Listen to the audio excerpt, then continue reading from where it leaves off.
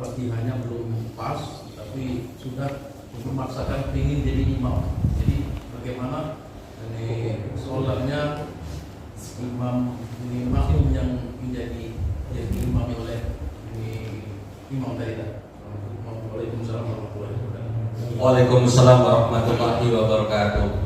Jadi ini banyak hukumnya. Yang pertama, Pak, kalau misalkan kita masuk masjid, kemudian waktu imam itu kita nggak tahu imamnya. Ini kasus yang pertama, misalkan kita nggak tahu siapa imamnya. Kemudian bagaimana bacaannya? Kita jadi makmum di belakangnya. Kita sudah tahu Fatihah yang benar. Tiba-tiba Allahu Akbar. Kita kan belum tahu ini bacaannya karena kita tidak kenal imamnya. Tiba-tiba waktu baca Al-Fatihah kok salah, maka di situ Bapak wajib hukumnya mufaraqah. Mufaraqah itu apa? Memisah, niatnya enggak jadi makmum lagi, sholat dewek, baca dewek, ruku dewek, enggak usah nunggu imam. Itu. Kalau tetap dilanjutin gimana hukumnya Ustaz? Batal sholatnya. La yasihu, tidak sah. Al-qari, seorang yang bacaannya disebutkan qari kalau di dalam kitab Fathul Qari. Itu orang yang bacaan Fatihahnya bagus. Bagus itu bukan bagus nadanya, bukan bagus suaranya, tapi benar. Qari itu tidak sah bermakmum kepada ummi. Ummi itu yang bacaannya grudal gradul, panjang dipendekkan, pendek dipanjangkan, tidak karuan. Tasbihnya nggak jelas, sukunya nggak jelas dan lain sebagainya. Hukumnya nggak jelas.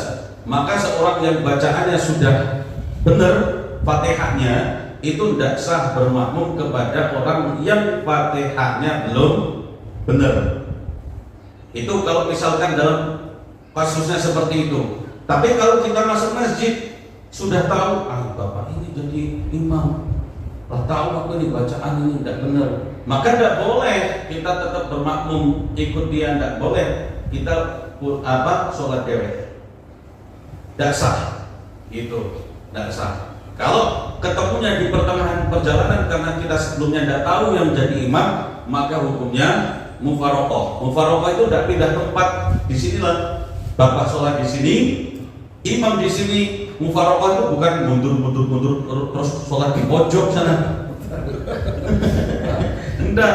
Mufaraqah itu niatnya baik. Aku mufaraqah itu baik. Saya sudah tidak jadi makmum lagi. Dalam hati tidak usah diomongin. Dengar imamnya nih. Aku tidak mau, aku tidak galak jadi makmum lagi. Imamnya kacau nanti. Dalam hati aku mufaraqah, aku memisah dari imam. Tetap di sini, cuman bacaannya bacaan dewek, ya baca Fatihah dewek, baca surat-surat dewek, ruku-ruku dewek. Kalau misalkan bapak-bapak tidak lemak nanti jadi omongan karena berjamaah bareng, maka sesuaikanlah dengan bacaan imam. Tapi tidak boleh nunggu imam tetap. Tidak boleh nunggu imam. Tidak boleh nunggu imam itu gimana? Sudah baca selesai, aku nak nunggu imam dulu.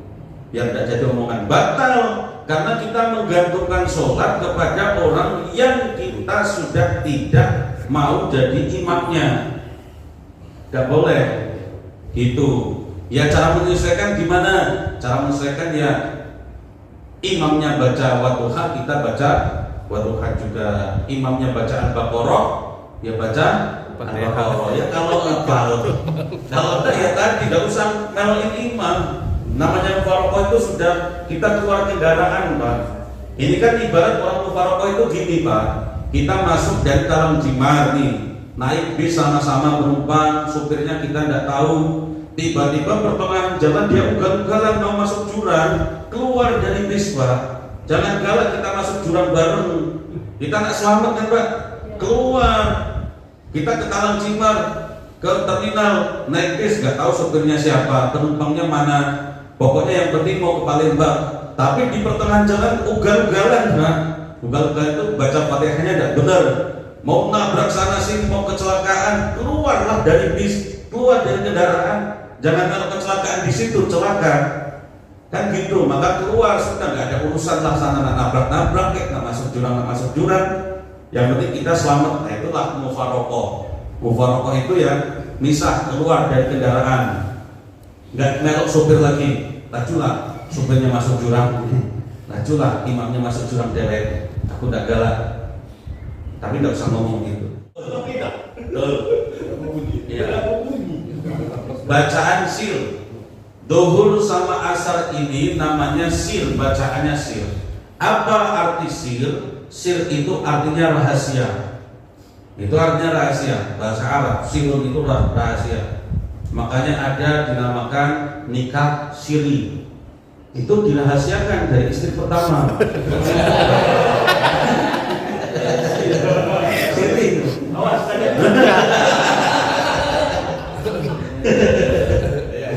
Kenapa itu dikasih? Karena rahasia, negara nggak tahu, Pak. Bukan istri pertama nggak tahu. Di bawah tangan, nggak pakai catatan KUA, nggak ada di pengadilan agama. Nanti kalau cerai susah, itu kan siri seperti itu. Jadi nggak ada dirahasiakan dari negara. Negara nggak tahu sir. Jadi bacaan sholat duhur sama asar itu sir. Bacaannya itu rahasia.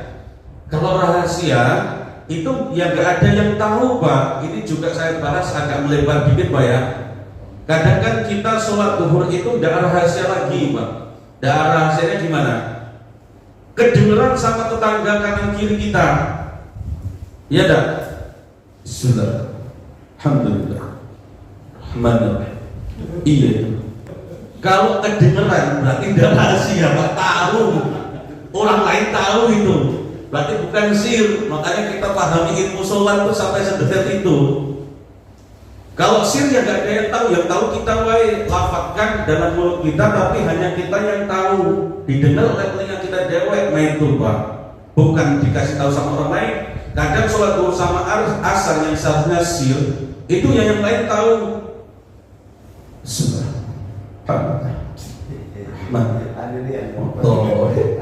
Nanti kalau imam seperti itu, Pak, agak repot juga, Pak. Lah, makmum itu kalau dengar imam waladhdallin kan makmum amin. Nah, kalau imamnya kayak gitu, waladhdallin amin. Coba sholat duhur ini. Lah sir itu kan untuk kita dewe, iya. Sholat asar untuk kita dewe, sir itu. Kacau lagi nanti kalau ketahuan rahasia kita, Pak. Rahasia apa? Sudah. Oh, kamu cuma baca dulu. Ketahuan jadi rahasia kita. Merahasiakan itu, Pak. Jadi nggak ada yang tahu kita kalau sholat itu baca kulhu terus nggak ada yang tahu. Iya.